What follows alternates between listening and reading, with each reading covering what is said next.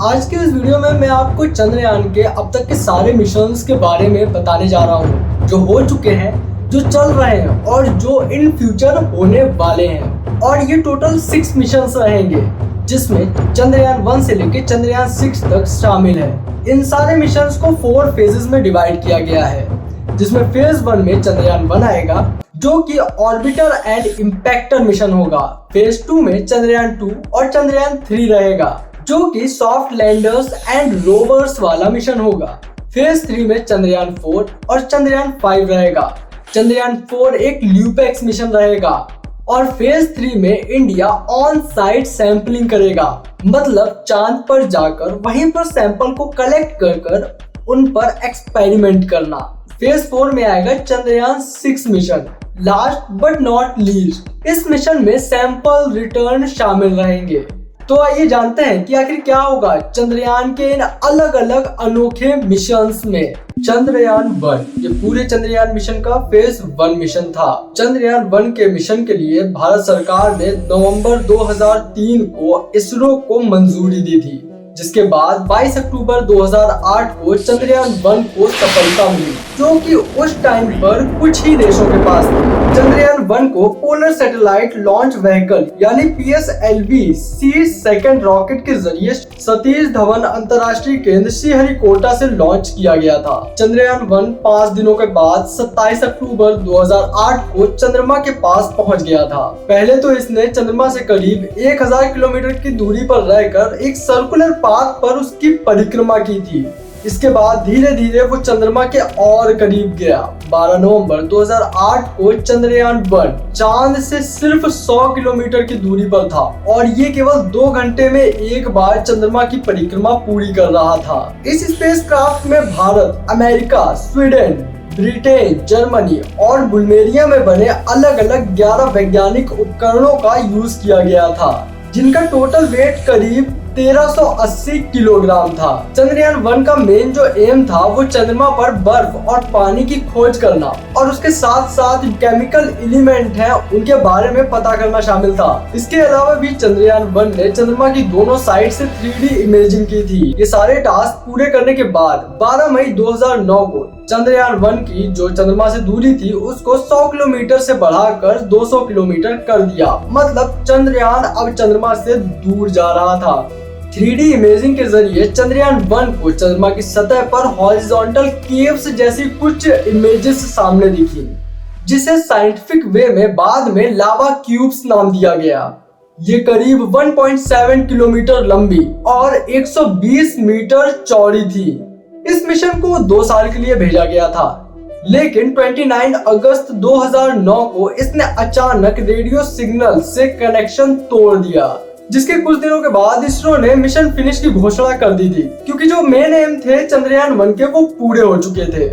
और इस स्पेसक्राफ्ट ने लगभग चंद्रमा की अलग अलग पोजीशंस पर जाकर 70,000 फोटोज क्लिक की थी। जो मिशन 2 साल का था, उस मिशन को इस स्पेसक्राफ्ट ने सिर्फ 8 महीनों में पूरा कर दिया था। Confirmation of ice on moon by Chandrayaan 1। अगस्त 2018 में नासा ने चंद्रयान 1 का डाटा यूज करके ये कंफर्म किया कि चांद के जो पोल्स हैं वहां पे सबसे ज्यादा ठंड होने के साथ साथ वहां पर जो बर्फ होने और पानी होने की बात चंद्रयान 1 के मिशन में कही गई थी वो एकदम सच है। ये रिसर्च कंफर्मेशन PNAS नाम की पत्रिका में पब्लिश भी किया गया था। PNAS में पब्लिश रिपोर्ट में कहा गया है कि चांद पर जो बर्फ है वो इधर उधर बिखरी हुई है और ये वो जगह है जहां पर जो चांद का रोटेशनल एक्सिस है वो बहुत कम है, जिसकी वजह से यहाँ पर सूरज की रोशनी कभी पहुंच ही नहीं पाती है। और यहाँ का जो मैक्सिमम टेम्परेचर है वो -156 डिग्री सेल्सियस है। आप इससे अंदाजा लगा सकते हैं कि वो कितना ठंडा इलाका होगा। चंद्रयान 2 चंद्रयान मिशंस का फेज 2 का पहला मिशन है। इसमें पूरी तरह से स्वदेशी ऑर्बिटर, लैंडर जिसका नाम विक्रम था और रोवर जिसका नाम प्रज्ञान था, इनका इस्तेमाल किया गया था। भारत ने चंद्रयान 2 को श्रीहरिकोटा से 22 जुलाई 2019 को लॉन्च किया था। एम्स ऑफ चंद्रयान 2 का उद्देश्य वहां पर सैंपल क्लेरिफिकेशन करना और उसके साथ साथ चंद्रमा की सतह पर उतरकर वहां चलना था। इसके साथ साथ चंद्रयान-1 ने जो दक्षिणी ध्रुव पर बर्फ और पानी होने की पुष्टि की थी, उसके आधार पर चंद्रयान-2 को वहां पर जाकर वहां पर मौजूद बर्फ की मोटाई के बारे में भी जानकारी इकट्ठा करना शामिल था। इसके साथ साथ चंद्रमा की मैपिंग करना और 3D मैपिंग को तैयार करना, ये भी एक उद्देश्य था चंद्रयान-2 का। जैसा कि हम सबको पता है कि चंद्रयान जो 2 था वो अपने लास्ट फेज में आने के बाद कुछ ग्लिचेस की वजह से कांटेक्ट खो बैठा था अर्थ के स्पेस सेंटर से, क्योंकि अर्थ से चंद्रयान का जो कांटेक्ट था वो टूट चुका था। चांद पर अब तक 41% लैंडिंग्स ही कामयाब रही हैं। ये सब बातें मैं आपको इसलिए बता रहा हूँ जिसके बाद आप ये अंदाजा लगा सके कि वो जो लैंडिंग थी उसका ना हो पाना एक कोई फेल्योर नहीं था, वो एक छोटा सा केवल ग्लिच था और वहां तक पहुंचना भी अपने आप में एक बहुत बड़ी उपलब्धि है। ये जो ग्लिच था वो बड़ा ही अजीब था, जिसके चलते काफी टाइम तक कांटेक्ट नहीं हो पाया चंद्रयान-2 से स्पेस सेंटर का, जिसके बाद इस मिशन के लैंडिंग वाले पार्ट को फेल्योर बता दिया गया। बट 80% जो मिशन था वो चंद्रयान-2 भी पूरा कर चुका था। सो ये कंप्लीट फेल्योर तो नहीं हुआ मेरे हिसाब से। अब आते हैं चंद्रयान-3 की तरफ। ये भी चंद्रयान मिशंस का फेज 2 का ही सेकंड पार्ट है। ये इसरो का अब तक का तीसरा चंद्रमा का मिशन है। इस मिशन में भी चंद्रयान-2 की तरह ही एक लैंडर और एक रोवर होगा, बट ऑर्बिटर नहीं होगा, क्योंकि जो चंद्रयान-2 का ऑर्बिटर है वो अभी भी वर्किंग कंडीशन में है, जिसके चलते चंद्रयान-3 के मिशन में चंद्रयान-2 के ऑर्बिटर का ही यूज किया जाएगा। और आपको पता ही होगा कि चंद्रयान-3 को 14 जुलाई 2023 को भारत के श्रीहरिकोटा से 2:35 पर लॉन्च किया गया था। चंद्रयान-3 को चंद्रमा की सतह तक पहुंचने में करीब 40 दिन का समय लगेगा। अब आप सोच रहे होंगे कि ऐसा क्यों है।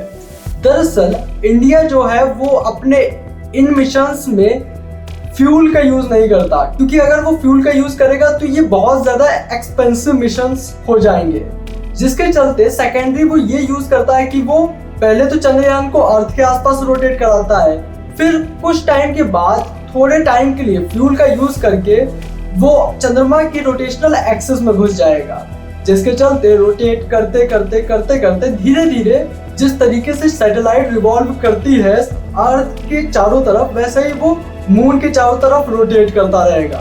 फिर एक टाइम के बाद वो जब करीब जाएगा, बिना किसी एक्सटर्नल फोर्स को यूज करे, यानी कि फ्यूल को यूज करे, वो अपने आप जब मून की सतह के पास पहुंचेगा तब ही फ्यूल का यूज करेगा। तो देखा जाए तो टाइम तो जरूर लग रहा है, बट पैसा बच रहा है। सो इतना कोई इसेंशियल भी नहीं है कि पैसे का यूज ज्यादा किया जाए, क्योंकि रिजल्ट्स वही मिलने हैं, चाहे 40 दिन बाद हो या फिर 5 या 6 दिन बाद हो। इफेक्ट ये पड़ेगा कि एक तो फ्यूल बचेगा और दूसरा पैसा। अब जानते हैं कि चंद्रयान-3 के एम यानी कि उद्देश्य क्या है। सबसे पहला उद्देश्य तो ये है कि लैंडर का चंद्रमा पर सॉफ्ट लैंडिंग करवाना। उसके बाद जो दूसरा एम है वो रोवर का चंद्रमा की सतह पर मूवमेंट कराना और उसकी कैपेबिलिटी को चेक करना कि वो किस किस कंडीशंस में काम करता रहेगा। इसके बाद उसका जो तीसरा एम रहेगा वो चंद्रमा की सतह की संरचना के बारे में जानकारी इकट्ठा करना। फिर जो सबसे लास्ट वाला जो फेज रहेगा उसमें रोवर जो है, जो चांद पर पानी मौजूद है, मिट्टी मौजूद है या फिर जो केमिकल्स मौजूद हैं, उनके साथ वो कुछ एक्सपेरिमेंट्स करेगा और उन एक्सपेरिमेंट्स के जरिए ये जानने की कोशिश करेगा कि चांद की सतह पर पानी के साथ साथ कौन कौन सी चीजें मौजूद हैं। अब ये तो बात थी चंद्रयान मिशन 1 से लेकर 3 तक की, जिसके बारे में आपने सब जगह सुना पढ़ा होगा। बट अब मैं आपको बताऊंगा चंद्रयान मिशन 4, 5 और 6 के बारे में, जिसके बारे में पूरी जानकारी तो फिलहाल मौजूद नहीं है, क्योंकि अभी इनका जो रिटर्न वाला फेज है वही मौजूद है। बट काफी चीजें आप इससे समझ जाएंगे कि हाँ, इन फ्यूचर जो आगे 3 मिशन और जो होने वाले हैं इनमें अब आगे होगा क्या। ये चंद्रयान मिशन का फेज 3 होगा, जिसे ल्यूपेक्स भी कहा जाएगा। ल्यूपेक्स मतलब लूनर पोलर एक्सप्लोरेशन मिशन। में भी रिपोर्ट्स के अकॉर्डिंग ऐसा कहा जा रहा है कि इसमें इंडिया और जापान का कोलैबोरेशन होगा। जिसके बाद मोस्ट प्रोबेबली इसे 2025 तक लॉन्च किया जा सकता है। बट फिलहाल तो अभी इसका कोई श्योर कंफर्मेशन नहीं है, बट रिटन वे में ये मौजूद है। इस मिशन का एम चंद्रमा के पोल्स पर जाकर सैंपल कलेक्ट करके उनका एनालिसिस करने का है और उसके साथ साथ चंद्रमा पर नाइट सर्वाइवल टेक्नोलॉजीज को एग्जामिन करना भी चंद्रयान 4 के ही मिशन में शामिल है। तो ये थी बात चंद्रयान 4 की। अब जानते हैं कि चंद्रयान 5 में क्या होना है। ये मिशन भी फेज 3 के ही अंडर में आएगा और इस मिशन के लॉन्च होने के चांस 2025 से 2030 के बीच में होंगे। इस मिशन में रोवर को लैंडर के पास करीब 1 से 1.5 मीटर गड्ढा खोदकर वहां से मिट्टी निकालकर उस सॉइल में एक्सपेरिमेंट करना शामिल होगा और इसके साथ साथ चंद्रमा पर जिस किसी भी एरिया पर वॉल्केनिक एक्टिविटी नोटिस की जाएगी वहां पर जाकर उन जगहों को भी एग्जामिन करना चंद्रयान 5 के मिशन एम्स में से एक होगा। अब बात आती है चंद्रयान 6 की, जो कि चंद्रमा पर चांद का last but not least mission रहेगा। इसे लास्ट इसलिए नहीं कह सकते हैं क्योंकि चंद्रमा पर चंद्रयान 6 तक कोई इंसान शायद ना पहुंचा हो। ऐसा मैं कह नहीं रहा हूँ, ऐसा रिपोर्ट्स के अकॉर्डिंग मैं आपको बता रहा हूँ। हो सकता है कि 5 में ही भेज दिया जाए, बट रिपोर्ट्स के अकॉर्डिंग चंद्रयान 6 चंद्रयान मिशन का फेज 4 होगा, जिसमें चंद्रमा पर पहुंचकर ड्रिलिंग यानी कि खुदाई करने के साथ साथ वहां से चंद्रमा के सैंपल्स को वापस लाना भी शामिल होगा। अब जब सैंपल्स वापस आएंगे ही, इसका मतलब तो बहुत ज्यादा चांस हो जाएंगे कि तब तक चंद्रमा पर भारतीय लोग पहुंच जाए और ये जो मिशन है 2030 से 2035 के बीच में किया जाएगा। रिपोर्ट्स के अकॉर्डिंग काफी सारे लोगों का मानना और कहना ये रहता है कि इंडिया इतना सारा पैसा चांद के मिशंस पर या फिर स्पेस के मिशंस पर क्यों करता है और क्या जरूरत है चांद के बारे में इतनी जानकारी इकट्ठा करने की। दरअसल मेरे अकॉर्डिंग ऐसा इसलिए किया जाता है कि कहीं ना कहीं मान लो अगर हम लोग चांद पर पहुंचते हैं और इसेंशियल चीजें चांद की मिट्टी पे मिलती हैं, जैसे यूरेनियम हो गया, प्लेटिनम हो गया या फिर गोल्ड हो गया, अगर इनमें से कोई भी चीज वहां पर मौजूद है और उसको अगर हम लोग ट्रांसपोर्ट करके वापस लाते हैं या फिर कुछ नए एलिमेंट्स मिल गए जिनका यूज करके हम लोग किसी नई टेक्नोलॉजी को डेवलप कर सके, तो कहीं ना कहीं हम बाकी देशों से एक कदम आगे जा सकते हैं। खैर ये तो मेरा पॉइंट ऑफ व्यू था, इसके बारे में आप क्या सोचते हैं मुझे नीचे कमेंट करके जरूर बताना। भारत के स्पेस मिशंस पर कई बार इंटरनेशनल लेवल्स पर मजाक भी बनाया गया, क्योंकि 28 सितंबर 2014 को द न्यूयॉर्क टाइम्स ने एक कार्टून पब्लिश किया था अपने न्यूज़पेपर में,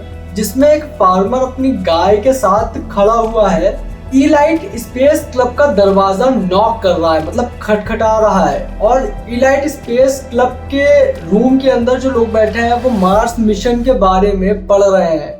मतलब कहीं ना कहीं मजाक बनाया गया कि तुम गाय भैंस चराने वाले लोग कहां से स्पेस की बातें सोच रहे हो, ऐसा इन्होंने शो किया अपने कार्टून के जरिए, जिसके बाद द न्यूयॉर्क टाइम्स ने माफी भी मांगी, बट पब्लिश तो किया ना। अब बात करता हूं मैं एक ऐसे इंसान की जो है तो हमारे पड़ोसी मुल्क यानी कि पाकिस्तान से, जिन्होंने हमारे चंद्रयान 2 का बहुत अलग वे में मजाक उड़ाया था। इन जनाब का नाम है चौधरी फवान हुसैन। अब होंगे ये कुछ भी पॉलिटिशियन कह लो या फिर जो भी, जिसके बारे में मुझे शायद नहीं पता है, बट मैंने इनका ट्वीट पढ़ा था। ये ट्वीट इन्होंने 7 सितंबर 2019 को किया था, जब हमारा चंद्रयान मिशन जो है क्रैश हो चुका था। इसमें इन्होंने लिखा था, और जो काम आता नहीं पंगा नहीं लेते ना, डियर इंडिया। अब इसमें इन्होंने इंडिया को एंड इया कर दिया था और हमारे चंद्रयान 2 का मजाक बनाया था। हालांकि हमारा मिशन जल्द ही पूरा होने वाला है और इनके ऐसे हजारों लोगों को हमारे मिशन के जरिए जवाब मिल जाएगा इनके मजाक का। और इनके लिए क्या ही कहना पाकिस्तान के बारे में, नहीं तो ये कंट्रोवर्सी वाला वीडियो बन जाएगा। बाकी आप इनके लिए जो कहना चाहते हैं नीचे कमेंट सेक्शन में कह सकते हैं। तो ये थी पूरी जानकारी चंद्रयान के बारे में। अब तक की जितने भी मिशंस हो चुके हैं, होने वाले हैं, वो सब मैंने कवर कर लिया। और आपका इन मिशंस पर क्या कहना है, आप क्या सोचते हैं इन मिशंस के बारे में, मुझे नीचे कमेंट करके जरूर बताना। और अगर आपको ये वीडियो पसंद आया हो तो वीडियो को लाइक कर देना और दोस्तों को शेयर जरूर करना। मिलते हैं एक और ऐसे ही अनोखे वीडियो के साथ बहुत जल्द।